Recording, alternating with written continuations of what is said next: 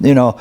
So, but again, welcome everybody going there. But we were on a conversation with, and I have to look at my notes just to give you it's cold here. We all agreed it's cold. It's super cold. So I know this isn't about diagnostics, but I got to give you a little bit about the other day we had a 2022 Mac come in, okay? And the driver and the company was concerned. The code was on, and the code was for DEF temperature abnormal rate of change. So my son Brian thought about it, and we always talk about diagnostics, just, question. So this is just a little bit of a tidbit and makes all the sense in the world. So the driver said the truck sat outside overnight. The outside temperature, of course, was 10 to 15 degrees.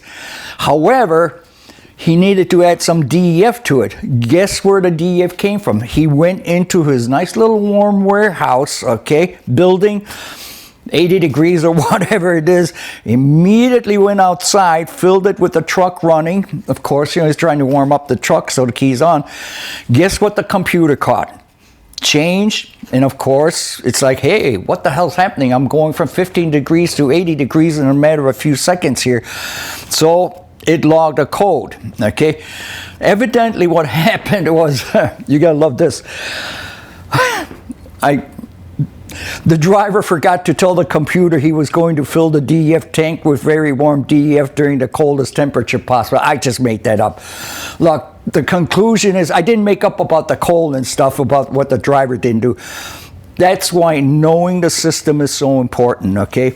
So this is my opinion, okay? Computers are freaking dumb. You mean to tell me, with all the information built into today's computer memories, it couldn't put two and two together? Just goes to show you, people like us, like my son, are definitely smarter than the computer. So let's get into this real fast, see what we're going to get into. Of course, hoses, lines, and fittings. Okay. What are we going to cover? Regulations pertaining to hoses, lines, fittings, requirements, and so on and so on. We're going to try to hit a little worse than best practice of pertaining to hoses, lines, and fittings. I'm a wise guy always. How is your observation skills? Okay, so basically meaning that, I hope I can get this thing going here. Right here, you see this little spot over here? I'm just messing with you guys. Did anybody see this little reduction of, little rubber area here, so, but anyway, that's the way I float, make sure that everybody's paying attention. Now, forget about me. You got it in your handouts. Okay, let's get into this. So one of the biggest fears everybody has is when the vehicle gets pulled over on the side of the road, and they're going to get violations. Actually, I'm going to do a huge 5-6 hour regulation course in my state, together with a few of the enforcement guys are going to help me out a little, but it's a really good one. But regardless, it always fills up, because one of the biggest fears where a company is, again, getting violations, putting out of service. So you can see, regulatory wise, this is from the out of service condition, and it's there. It's all spelled out for you. 393.45, that's from the Federal Motor Carrier Safety Regulations, bald, swelling, and so on, hose with audible leak, and it just goes on and on. Now this, of course, is like, it's kind of not rocket science, but I'm trying to also point out, why do we care about hoses? So if you're worried about getting roadside violations, which affect your CSA scores, you should worry about that. And all this stuff is in your handout, so if I buzz through fast, because I decided halfway through yesterday I'm going to try to do a little bit more touchy-feely type of stuff, so if I miss something. Now, this is where I mentioned that, everybody's like, air brakes. You go into your Federal Motor Carrier Safety Regulations, you go into the out-of-service criteria books. Guess what's in there, guys? You have in there your hydraulic systems, hydraulic hoses, abraded, chafed through the outer cover, and so on. Pretty similar to what you have in your air brake systems. Hey, let's not forget about vacuum system. Believe it or not, those hoses are in there. Restricted, braided, shaped, and you got them in your handout. So my point being is, they're all in the regulations. Now, the other thing is, And I didn't change the year 2021. I just, you know, it never seems to change. My other PowerPoints seem to reflect that, okay? But if you look over here, these are some of the top violations always, you know, and you see out of there, you know, brake, hoses, tubing, chafing, and of course lights and so on and so on. So that's the point I want to make. So now my question to you guys is, okay, is this okay? Okay? Here's a shutoff valve. It's the back of a vehicle, okay, and they've actually used them on new vehicles, hooking up to a like flatbeds and stuff, okay. So I'm just asking you a question, okay. Now I'll give you a little tip. There is no DOT markings on there, okay. So just think about that, and I'll revisit that. Now, these books here that you have on your slide, I'll be very honest with you. If you're working on commercial motor vehicles, these are your Bibles. A lot of this stuff, when I do regulatory stuff, of course I have to quote and pluck out of the Federal Motor Carrier Safety Regulations. Everything's in there. You go into the Part 393, all your anything pertaining to, I don't care whether it's tires, brakes, suspension, windshield, lights, it's all in there. So that sets the stage for vehicles to get violations. However, if you see that one over here, okay, the CVSA North American Standard Out of Service book, okay, you should get that. Every year it gets updated. This is 2024. I'm getting mine hopefully in April or whatever the month is when they come out. If you want to know where to get the stuff, here it is, cvsa.org. Okay, let me real fast, I'll show you something. This is what it looks like, okay. Now the book itself, I don't have time to spend too much time on it, and I'll pluck out of there, okay. I highlighted here. So my granddaughter's doing the camera, I'm doing fine not, because I'm trying to coordinate her, but you'll see over here, out of service, it spells it all out. So if this vehicle came in over there and it reaches to this point, this vehicle is going to get put out of service. So real fast also, let me show you this. I tabbed it.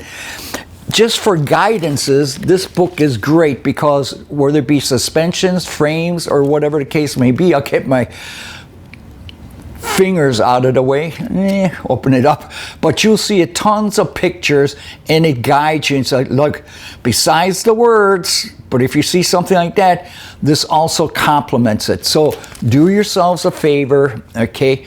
You need to get this, okay? If you're into inspections, get this in that Federal Motor Carrier Safety Regulations. So let's see what else we can get into here. Okay, why do we care about hoses lines? Are you replacing hose with the right size? If not, can it affect the braking? So I'm gonna do something that I normally do in my brake courses. I got a whole sequence I go through, okay? Now I'm gonna have these two lines over here for a reason. So Elena, if you want to hone in on this, and don't go by this, okay? So that should be good. So this vehicle comes in the shop, don't go by this plastic line because it was easier for me to make the board this way. I bug it and everything else. But technically, this line needs to be rubber going to my brake chamber down here. And you can hone it down a little, yeah. Okay, believe it or not, behind all this mess, there's a brake chamber. But now, this line here, okay, took a crap. So I go on my shelf, I try to get this line, okay. So say it's this particular line here, okay, took a crap. I don't have it on my shelf, so I go over to the parts store and I'll tell the parts guy, listen, do you have a hose like this? Why is it that the truck always has to go before the day is over? Man, I want to go home, so I ain't got time to mess around. So the parts guy says, no, I really don't. We must have had a run on this. But here, I'll give you this line here, okay? And I'm over, oh man, I'm gonna have to change this fitting here and everything else. No, don't worry. This fitting here, will go on here. Oh, wow. this parts guy really got me out of a jam here, you know. Get the truck out, I'm gonna go home. But let me do something here. So the difference is this hose on the inside diameter is bigger than this hose over here. So what I usually tell the group is if I put these hoses up like this, and there's a huge vat of water up there, and I pipe it into a, with some shutoff valves up there, I put a 55 barrel drum over here, 55 barrel drum over here, and I'll say, hey Joe, Fred, whoever, turn both valves on. What will you observe? I can't talk with you guys, unfortunately, but hopefully somebody will tell me that this bigger line in this barrel over here, okay, is gonna fill up fast, volume, versus the smaller line. However, if I do this, okay, this smaller line here will shoot out faster, just like you have the restriction with your pressure washer, okay? What am I trying to say here, guys? Listen, I want a balanced braking system. I did not design this truck. Some engineer designed it because the whole idea of having a good brake system is a balanced brake system. It is not my place, okay, to change those lines. I'm not an engineer, okay? If it came off of the truck like that, it needs to go on there. Actually, to tell you the truth, can that affect it? Yes, it can affect it. Last year, I had a company that had some issues on the fronts in their garbage trucks, and I'll make a long story short. They called me up, hey, Swede, I got an issue. I don't know if it's mechanical, it's overheating, and blah, blah, blah, this and everything else. So I says, do yourself a favor here, come on over here, okay? I'll bore this little gizmo over here, okay? I got duplex gauges on here. I need to do it fast. I got a bunch of hoses in here, okay? And just tie them into the fronts. You can compare from front to front, step on the brakes and all that stuff. Make a long story short, what they found was one hose was bigger on the other side than the other side, and that caused the pull, that caused that vehicle, the brakes to get overheated, and so on and so on. So yes, lines make a difference. So let me get back on track here. Fittings.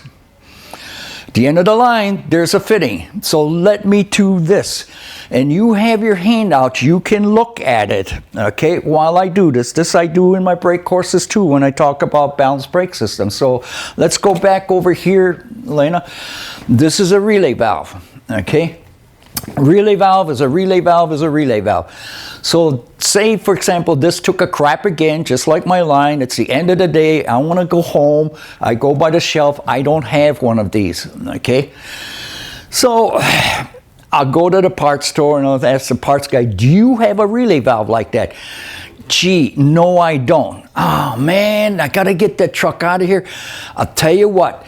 I'll give you a 90 degree fitting, excuse me, you know, because one of the problems is these relay valves, I can have lines coming out like this, or I can have the delivery ports coming from the bottom. Well, hell, if I had this going out this originally, that 90 degree will shoot me out that way too. You know, it'll 90 degree out, it'll go that way, okay? So now, my point being is I'm telling this parts guy, oh, you do me a favor. Oh, man, thanks a lot, you know. Got me out of a jam, okay?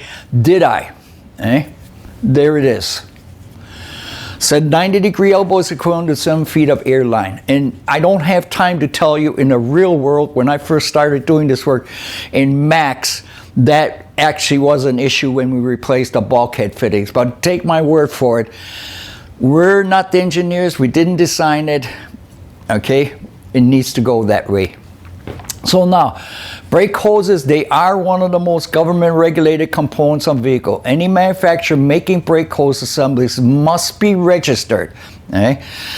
All the hoses have to conform to Federal Motor Vehicle Safety Standard 106, and if you go into Federal Motor Carrier Safety Regulations, you'll always see references to this J1401, or if it's air hoses, J1402B, and so on and so on. So basically, there are regulations pertaining to these hoses, okay? It's not necessarily pertaining to them, but these hoses go through a whole set of rigorous type of tests before they're allowed to go on a vehicle. Okay? So here's a example, various required markings, which is huge with these hoses, okay? And you have them on your handout. I'm pretty sure when I put it in a handout, you can see them halfway decently. And there's a bunch of numbers on there, okay? So for example, each air brake hose assembly, this is the hose assembly, the one that was holding my hand, shall be equipped with permanently attached brake hose and fittings or reusable brake hose and fittings. Okay, either way is good, but that hose will have to have some kind of a marking on it.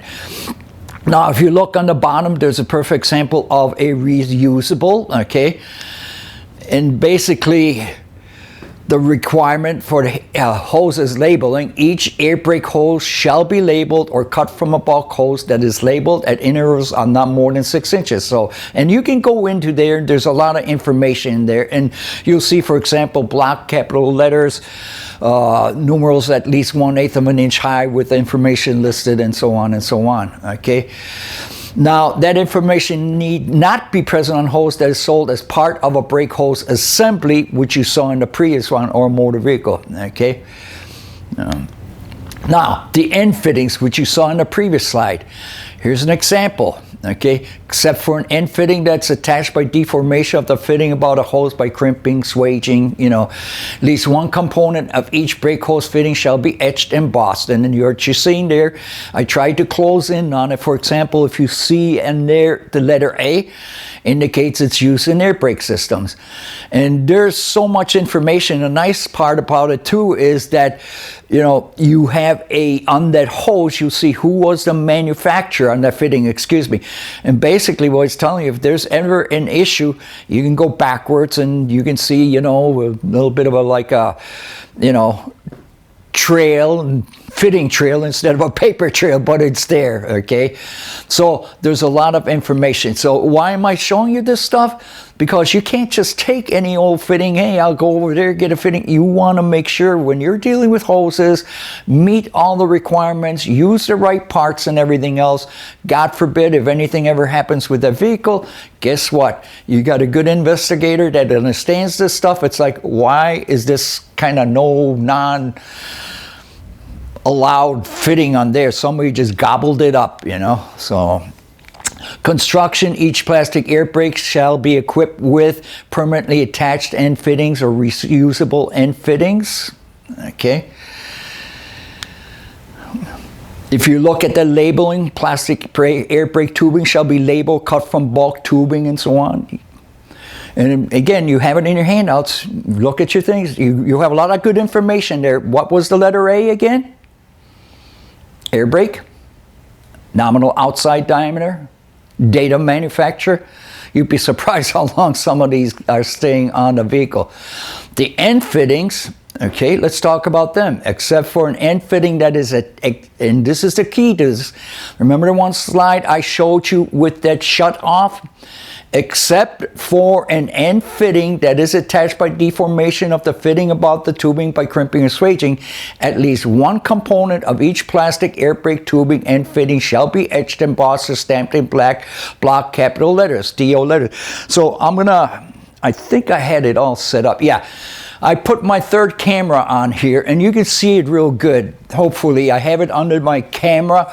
It's on the table and you can see the 3/8. Okay, and on my push-pull here, I'll try not to disturb it, right at the end of the collar there, you're going to see a DOT stamping here. It's hard to see, but I just wanted to make a point, okay?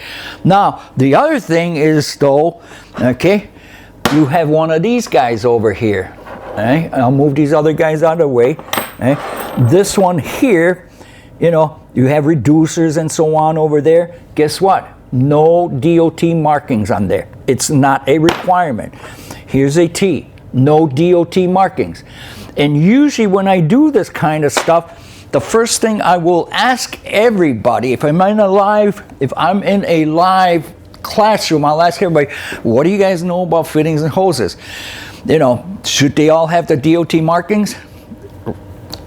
Everybody will tell me, yes, any fitting has to have DOT markings, and they do not, okay? Even this glad hand here, there is no DOT marking on it. Is it illegal? No, it's not requirement. It's not a requirement. So let's see what other trouble we can get into.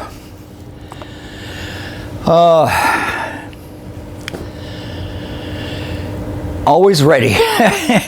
Because I did that little thing with hoses, matching hoses, okay? In my shop, I stock a lot of this stuff. I have it on hand, okay? Let's face it, there's numerous types of fittings used in air brake systems, okay? Some of the ones you have compression, no flaring needed, you know, and they're usually available in inch dimensions, used for copper thermoplastic. Then, of course, you have the push-to-connect style. These are typically one-piece push-to-connect fitting or usually low pressure, allowing for easy disassembly, assembly, okay? They usually come with a pre-applied thread sealant on it. So let me show you the differences here real fast. Remind me so I don't forget this. I get brain dead. We talked about the compression. You had it on the slide. The compression fitting has been around for years. Nothing new at all, okay? The only thing I want to point out is when you work with these compressions, a lot of guys see this little insert. They kind of forget not to put that in there. I mean, that thing is so important, okay? And of course, reason you do that is that when you put your compression sleeve on there, when you put your compression sleeve on there, and then you go and tighten this up to, for example, over here, what happens is that insert prevents you from actually crimping this plastic here. But a lot of guys, I'm having a hard time getting it in, screw it, I'm gonna leave it out. Don't do that, it could come back to haunt you someday, you know. And of course, this is an example of your push-pull over here. Very popular, very popular. But these can be a pain in the ass sometimes, excuse my French, to get the line off. And I have the tools to do it, but even at that, my practice is if I change a valve or something, and of course if this is replaceable, I'm not going to mess around. I don't want to see that vehicle for the next 10 years. It's going to get a new fitting, period. If that makes sense. So let me get back to this. Oh, my little clicker. You can shout it, you know.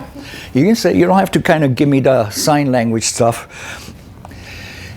So now this one here, replaceable ends.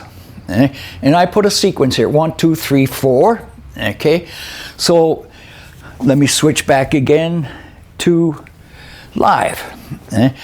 Now what happens is a lot of times you're going to replace a hose. So say it's a trailer and the hose is like 20 feet long, you're changing the chamber, you're going to get that fitting out from that hose and it ain't moving. And guys, you know what I'm talking about. I'm preaching to the choir. You're going to put your wrench on it, it rounds off, nothing comes off and everything else. And what and where did I put it now? I just had it here. So basically what happens is I'll take this, and this is my reusable end. I will chop this off, okay, and I will put this on there, and you got the sequence in there, and this is nice. When it's tight, okay, and it does have all the DOT markings in there, you know what? The hose was okay. This was my problem child, okay? So I need to get that vehicle out again fast. Why am I messing around for an hour trying to get this fitting out of the chamber and stuff? You know what? Cut it. Chamber's going away anyway. Put this in there, and guess what? The next guy is going to love you, okay? Because it's going to come off really nice and easy, okay? So that's another nice little feature. But you know, so many times I see in shops, they're like, man, what's going on? Why is it taking so long? You know, just cut the thing, you know, and move on. And that's what that is. Hydraulic brakes, okay? I mentioned before, you have so many commercial motor vehicles that have hydraulic brakes, okay? You have a description in your handout. Most brake lines are double wall bonded by metallurgical process. Some are made from separate strips. It's quite a process, okay? And I mean, you talk about trying to meet the requirements. If you ever get a chance, go into that Federal Motor Vehicle Safety Standards. And what basically those standards are, if I forgot to tell you, is that they're not necessarily meant for us guys that work on it. They're meant for the original equipment manufacturer, whether it be components or vehicles, that when you put that vehicle on the road, it has to meet these standards. But that knowledge of those standards are great for us, because ultimately, if something goes wrong with the vehicle, you want to bring it back to its original specs. Where do you get the original specs?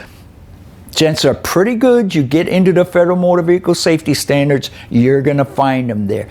But again, these are just some of the samples of stuff that they go through. Eh? And again, I'm into the same thing, you know, tons of hydraulic lines. You know, the whole purpose of that too is choosing the right brake line, you know, right size lines. Again, you're dealing with hydraulic pressures. Correct size is also needed to allow a good flow, okay? And you need the flow for good engagement of the brakes and, of course, release, okay? And the same applies, don't forget, to hoses and lines, whether it be hydraulic or pneumatic, okay? The standard passenger cars, typically you'll probably wind up using a 3/16 inch line. If you're working with light trucks, SUVs, 1/4 inch, and of course if you get bigger into heavier commercial vehicles, you may need to get into 5/16. So in my shop, I try to stock a lot of these lines, okay? And of course, those of you that work with lines, you're going from one end to the vehicle, and chances are pretty good. You're not going to take, you know, try to order a line that goes, you know, that's 20, 30 feet long. It ain't going to happen. So you're either going to get a bulk line or you're going to section lines into there. But the crucial part of these hydraulic lines are, if you look, the ends, the double flaring, you know, you got the bubble lines, double flaring, and, you know, so you have a pretty good description. I'm going to do a little stuff on it in a second. So, for example, here you have a SAE and ISO flares. That SAE, that's your typical double flare style, consists of I believe it was a 45-degree double flare, and inverted seat is 42 degrees, I believe. But you also have the ISO flare. You know, most of you guys will know it as a bubble flare, okay? And in this particular case, the female seat is 96 degrees, okay? And just so you know, the seat angles vary from the tube angles in order to try to seal the smallest diameter. So, tools. Tools are so important when you try to do that flaring and everything that I mentioned to you. Okay? Let me see what I had going on here. Okay?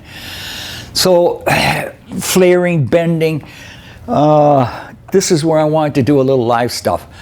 I have oh, by the way, zoom in on this board here, okay? 1 hour doesn't give me time to do anything, but I built these boards here with all these different, because when I do regulatory stuff, the question always comes in, like, what makes this out of service? What is it a violation? And remember that CBSA book I had, showed you guys? They did a kick-ass job of guidances, you know, similar to that. You might not see it too good. You know, and I hope you don't, because it forces you to go get that book. Just kidding. But you can see what will be an out of service, what's a violation. But I'm kind of like touchy-feeling. So, for example, I set up a quiz. You see A, B, C, D, E, and all this stuff over A, B, C, D, E, F. And I usually have everybody come and say, okay, is it a violation? Is it not a violation? And, you know, it's kind of like taking a test. But if you notice over here, I did, you know, use samples over here, you know. So I see that little thread showing up. That's definitely an out of service, okay? And then, of course, there's different degrees, you know. I'm not into the threads, but I definitely have a reduction over here, you know. of the material and so on. But, you know, again, those are the things I like to do. I like the hands-on stuff, you know, and, you know, again, I'm preaching to the choir, you know. Here's a perfect example of a hose here. A lot of these vehicles, you have this type of material and moisture collects in through the cloth underneath, okay? And in my brake class, I actually show this where you'll have a leak internally going out. Okay, and you can't, but I can feel it over here. This is so soft over here, okay? And on this end, I can barely bend it. Well, let's just think about this. If this is and you typically find these on steer axles always doing this, isn't it? Okay, moisture's collecting here, and this tends to be a weak area. But it's one of those, like, if you know, you start looking for that kind of stuff. And the same thing over here, you know, I got a bunch of lines over there, so you can zoom back out. Hopefully I find my clicker here and we'll get back on track. Oh, no, that's not what I wanted to do. Okay, tools, you're right. So if you look over here, I have these tools here. Most typically, a lot of guys will have tools like this, okay? I'll hold it up. This is a smaller version, okay? We all use them, okay? And of course, this comes with your big cutter, okay? I like the little cutter because it gets me into close quarters, okay? But sometimes, yeah, sometimes, you know, this is okay, but I switched over when we purchased one of these that, again, it does everything. It does all sorts of different hydraulic lines. It's really great, and it, you know, you got some pressure, you can squeeze it and really do a good job. But the other thing is, when you replace these lines, okay, you have to get into a situation where you replace the line, so you have to make some bends. I already did that, but I just wanted to show you, for example, all sorts of stuff. They're not pricey, because if you try to kink them by hand, you're going to have issues. And as you can see over here, forms a really nice bend, you know, and I can take it out. It's professional. Okay? So another nice one is sometimes to really help you save time, and I already put this in here, okay, and this is fast. This hopefully I won't screw this up, but if you watch,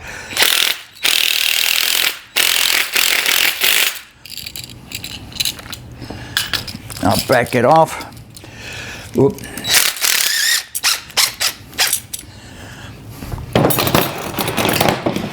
You know why I use that wrench? Because you guys love hearing all sorts of noises and sounds. But you can see it does a really great, clean job. Okay? So again, tools are kind of important. Eh? What else can I get into? I'll think about it as I get into this. You know, like I said, this time around, I wanted to put in a lot of kind of like, you know, hold stuff in my hand and everything. Hydraulic hoses, they provide a flexible connection hydraulic systems. They must be strong enough. Again, they got to meet the requirements. You know, let's face it, you're putting all that pressure in there. You don't want them to expand, okay? But yet at the same time, they need to be free to flex, you know. And of course, as hoses get old, they become hard and brittle, just like me, and ultimately develop cracks. Hoses may appear blistered. This is an indication that leakage has penetrated to outer hose cover. Sometimes the inner liner tears, acts as a check valve, basically, and I run across that. In my brake classes, I show examples of, and from the air compressor, you know, and all of a sudden, you know, why I'm not building up air. It actually totally ripped and blocked everything up and curled over that hose. Well, the same thing happens with that, okay? And then all of a sudden, it's like, oh man, my brake is staying on, it's not releasing, and so on and so on. So that does happen, guys. Eh? Again, not going to spend much time, but they are tested for burst strength and so on and so on. Okay, and in red over here, brake hose installation is highly critical. The most important consideration besides diameter length is installation. Okay, must be properly rooted, and this is where we wind up having troubles in the real world. Now, these brake hoses, they're they're manufactured with a stripe running the length of the hose. And the reason you have that stripe is to kind of like, hey, guess what? That stripe ain't lining up. Therefore, you must have twisted it. It should have less than 15-degree twist from end to end after installation, provide normal service life. Okay? And it makes us aware of, did we do a good job? Because we don't always do a good job. Okay, most hoses have a male fitting on one end and a female fitting on the opposite end. When installing hose, connect the male end first. Copper gasket is used, and you have that quite often happening, especially with the banjo fittings. Okay, replace it with a new gasket. Then the female should be placed. Again, keep that in mind. I know everybody does it, but once in a while we got to remind ourselves. And that's the real world, guys. Okay, like I said, I can preach here, I can tell you do this, do that, but when you see these vehicles come in, when these vehicles get pulled over on the roadside by enforcement guys, this is stuff they see. And over here is example, hydraulic vacuum lines, connections, restricted, crimp, broken or damaged. And where you see that collapsed hose, if you see that bracket, originally this bracket was over here, developed rust and everything underneath it, and guess what it did? Absolutely, that rust had to expand someplace and expanded into the hose. Here's another example. If you do annual inspections, you need to be checking it. Okay, tape, Gorilla Glue, and clamps are not a good idea. I'm going to back up here. I don't think I had that. This was supposed to be a video. Basically what it is, we got a vehicle came in for an inspection, and that guy's fix was put, believe it or not, I'm not kidding, Gorilla Glue, clamps, and everything else. It's like, wow, something ever happened to that vehicle, you'd be in deep doo-doo. Can you guys see that twist? All I'm doing with this is why and how. And of course, I'm not trying to make fun of anybody or anything, but this is the stuff we see out there. Common sense. Okay? What are we seeing here? And if you don't see it too good, right here, remember we talked about the twist? Could that have been voided? Absolutely, it could have been voided. How about this one here? Look over here. Methinks that somebody changed a caliper or pulled the caliper off to two pads or whatever the case may be. And you know what? When it was hanging there, never thought about it. When they put it back on, didn't even look to see, I should have pulled it off, flipped it a little bit more so I don't have that little issue there. New line. This was actually on a roadside. Discovered I was there. It was a bunch of, one of the officers called. There was some other issues and everything, because I love going on the road calls, roadside inspections. The nice thing, just so everybody knows, keep that in mind here. I'm going to switch over. Nobody knows everything. Okay, those guys on the roadside, they're I mean, you talk about us guys going out in the weather and they're 24 hours a day, 7 days a week. Bottom line is not really, but they're out there every day. We're very cold over here, so if it's cold here, 10, 15 degrees, they're out there in the cold and stuff. They don't necessarily see everything. Just like I don't get to see everything. Everything in life is a learning curve. So once in a while they'll call me, hey, can you come over and take a look at this and something, or they'll send me videos, pictures. A lot of my stuff are from those guys, because we network together. They help me out, and in return I help them out with whatever way I can. So we network, and this is why I love doing what I'm doing. I love to do research and stuff. But with that one over there, it had tons of other issues, but that was one of the things. It got full of hydraulic leak. So let's think about this, okay? What can happen?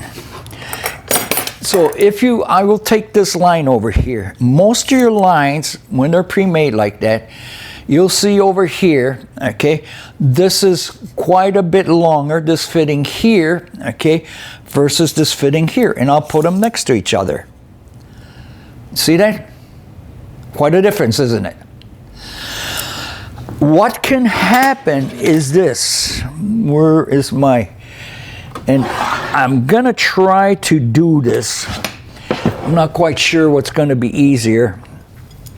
I don't know how close you can zoom in. Let's try zooming in. So you see I put this... Oh, perfect. I don't have to use the other camera. You see that gap over there? This is my wheel cylinder, okay? Versus... when I put this in over here, you can see it actually went in, and with, yeah, I cut this out just to show this, okay? Now I can actually get the taper to go and tighten up in that bore over there. Because if I didn't think about it, or I assumed, okay, and I put this end in over here, I can tighten up this fitting, okay? And I did that over here. I tighten it up. I cannot move this fitting. If I were to put a wrench on this right now, I cannot move this fitting. I bottomed it out. But watch this.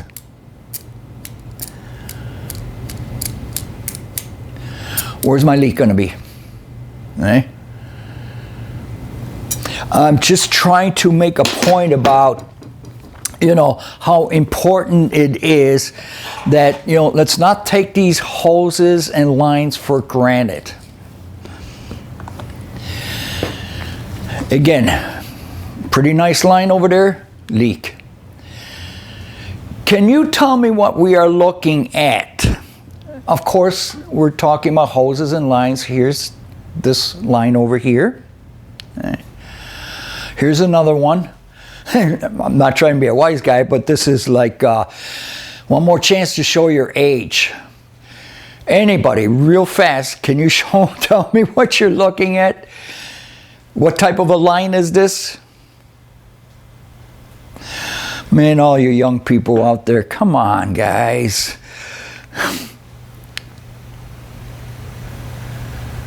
It's on a tanker. It actually wasn't too old of a tanker either.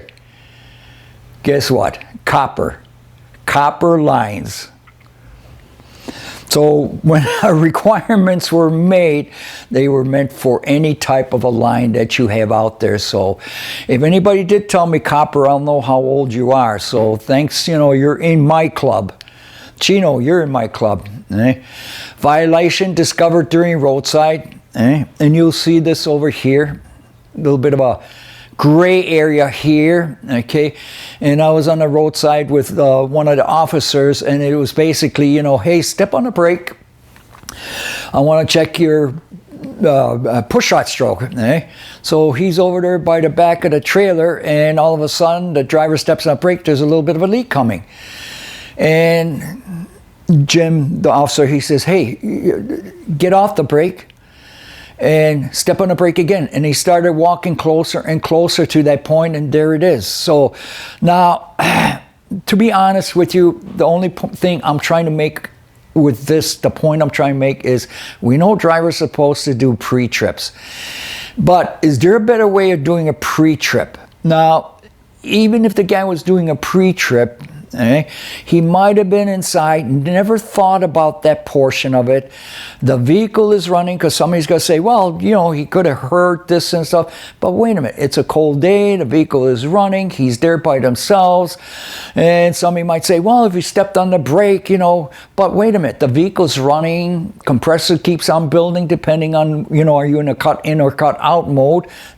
So it's easy to miss. And this is why, when it comes to pre-trips, I'm not quite sure whoever has their drivers, if they're really showing them how to do pre-trips the way they should, you know. So, but that's another story. So, but anyway, it starts with driver. Now, this is called airline.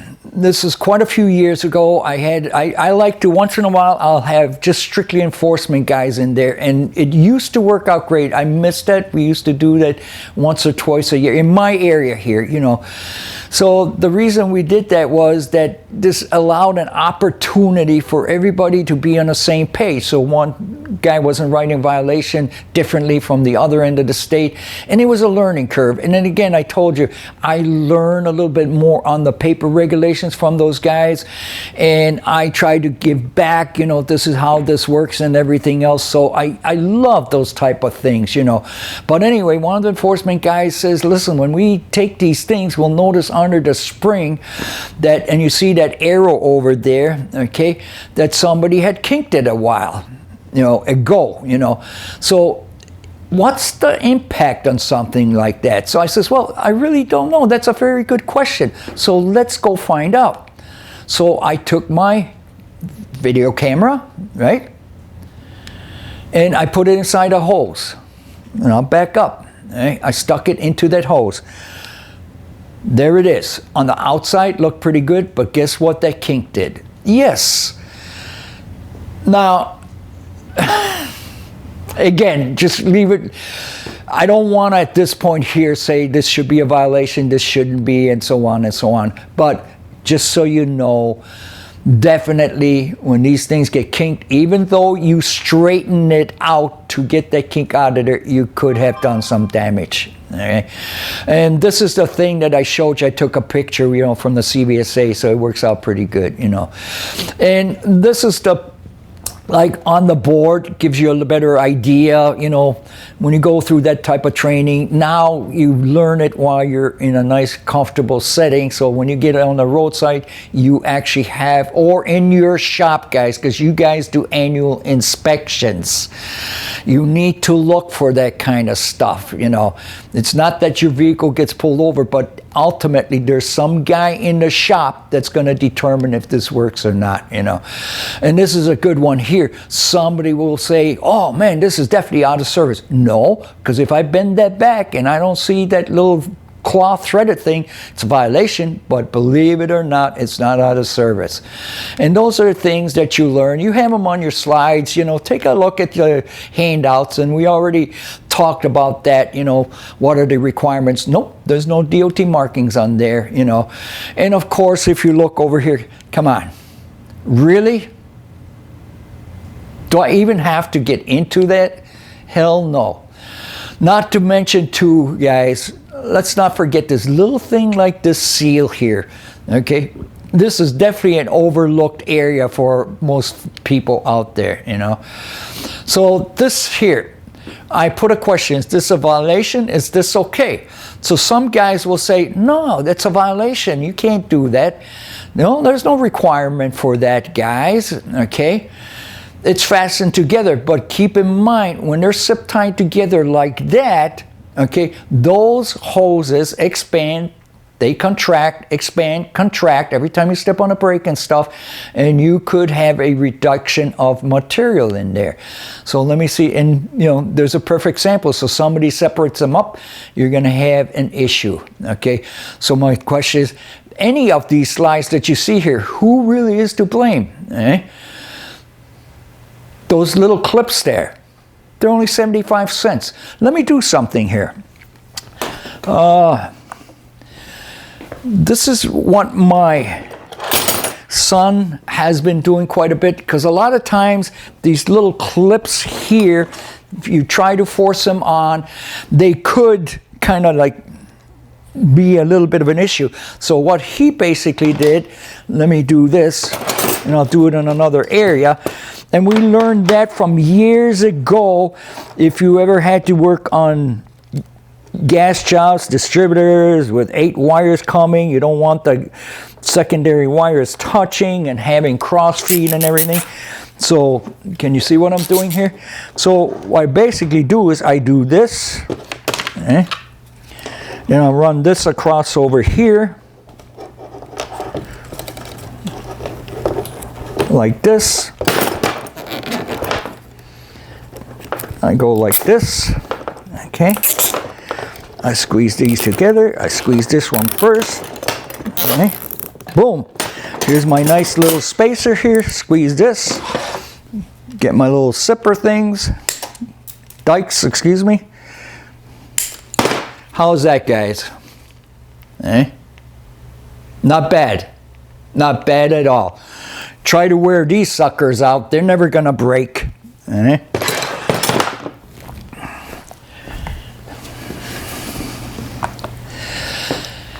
So back to this, a few more slides. Anybody see what is wrong with that? For the sake of time, I will tell you. It's plastic line. Requirements. This does not, it bends, but not the way it's supposed to. Okay? This plastic line belongs on the frame, not where it allows movement of switch between the axle and the frame like that. You need rubber hoses. And I'm not going to mention a company, but they did a nice job painting the tanks and doing everything else, but boy, they don't know what they were doing. There's another view of it. Is this a violation even if the line hasn't been damaged yet? Guess what?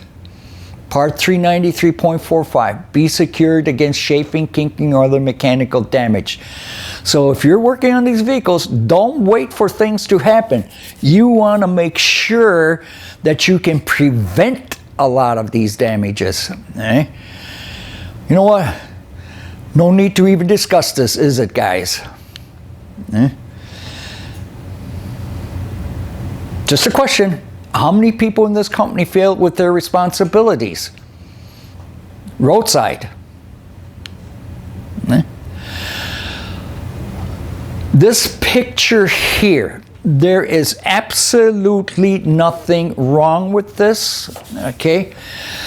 I get calls periodically. We started out this conversation that roadside violations, hoses are one of the easiest hits. So I'll get calls from fleets and stuff. It's like, hey, Swede, every time our vehicles go out, we have some issues. They get written up for hoses. How the hell can we get away from it? It is not rocket science. All you have to do is invest. Those little clips here, okay, that separate them, they're only like 75 cents. Each one of these hoses are anywhere from $12 to $14, okay? So count how many hoses you have on there. The big thing is you need to give your guys time. Okay? If they're doing a preventive maintenance, don't expect them to all of a sudden like, oh, what's taking you so long? All I'm having you do is change the hoses. You give your guys enough time, take all these hoses off, put brand new hoses in there, separate them, and I'll guarantee you from that point on, you should never have another violation on hoses until, of course, the next guy changes the chamber and you're back to square one again. You know, it's not rocket science. Now, we actually did pretty good here. No, I got one last thing. I forgot. Remember that one slide we had with the shutoff? I left it for last because by now, okay, what happens is you need to know, okay, enough that what has the DOT markings on it, what doesn't. This does not have a DOT marking on it because it's not requirement. So in my area, we had and this happened a couple of times, a vehicle was pulled in, it was like, I showed you the shutoff, and it got written up. So I got the phone call, I was on vacation, I took a while to return the phone call, I was out camping, you know, and with no service. But I got the call initially from that officer, says, listen, I'm not sure I did give a violation because it had a shutoff and it had no DOT markings. So he showed me the picture and I told him, I says, nah, you shouldn't have been in violation because there's no DOT requirement to have the markings. And then they also follow through with CVSA. They have John Savoy, he's a specialist over there, and he actually put it in writing too with the guidance, everything that I'm saying with the, you know, the requirements and stuff. The sad part is sometimes that this is not a requirement. Just so you understand, these shut-off valves, you can get them anywhere, okay? You probably have them in your propane systems or wherever, you know, if you got an RV.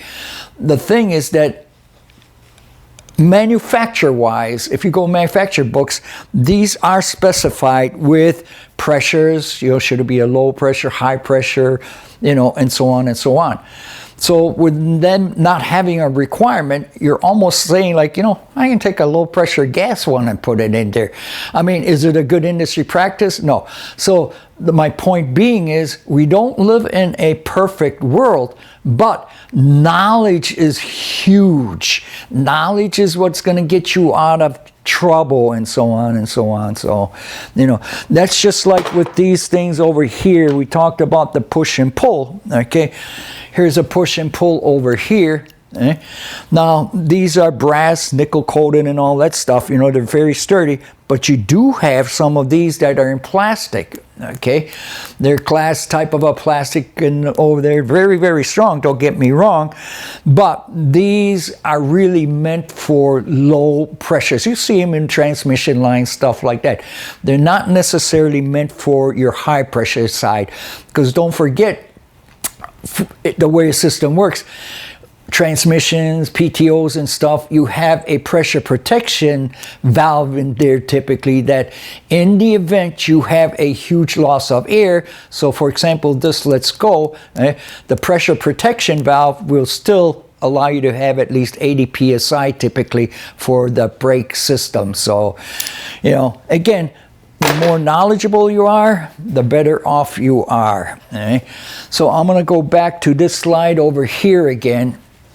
Now, one of the things Chi approached me and Dorman was that, you know what, we keep doing these lunch and learns, and there doesn't seem to be much out there. I'm talking about the you know, rest of the country or other states. I do a lot of these electrical and heavy duty brake courses. I've done them for years for this truck association in New York. I still do it. But there's a whole world of people out there that need a lot of stuff. And you know, we can put together anything, you know, other stuff besides, you know, those, multiplexing, emissions, all sorts of different stuff. And we're open to do it anywhere that you want. We can travel, do whatever you can. So keep that in mind, and you have on there contact Chi Truglia at dormanproducts.com. Okay, and you have it in the yellow over there. So if you ever have an inclination to do something, you know, we'll price it out. We'll do whatever it takes, okay? So, and again, you know, we're ready to expand the heavy-duty truck training, okay? And of course, if you work for a dealership, something, chances are pretty good you get all the dealership, but there's a whole world of fleets out there and shops, independents, and fleets that don't have that, you know. So questions. The question slide is up. I want to just, while the question is, just so you know it's there in your handout, you also have this. Do me a favor, barcode it, QR code it, and you can take all sorts of surveys. It gets you into all sorts of dormant areas and stuff. Do me a favor, click on there. You know, if you like the course, fine. If you don't, that's okay too. But it's nice for us to know if this meets your needs. So I'm gonna real fast click back on, because we just about done here. Okay. So again,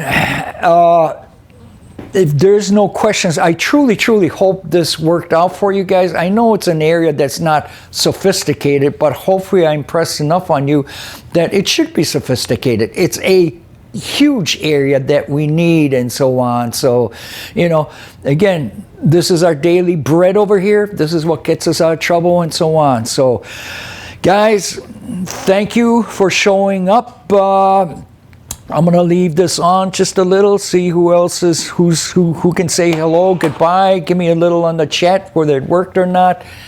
You know, and Elaine, I know you got to get out of here, so I can shut things down if you want. Thank you. Appreciate that, you know. So thank you again, and thank everyone for showing up on behalf of Dorman. Okay, beautiful. Good job, Swede. Thank you. Take care, guys. Stay warm out there.